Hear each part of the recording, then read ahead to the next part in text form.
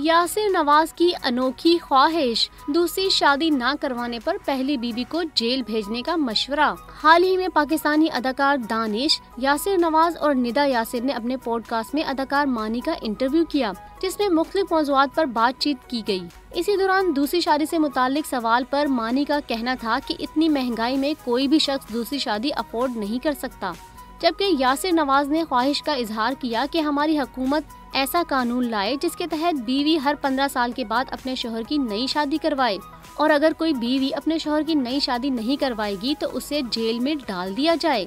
जिस पर निदा यासिर का कहना था कि आप हर इंटरव्यू में ख्वाहिश का इजहार करते हैं, आप सिर्फ बातें ही कर सकते हैं।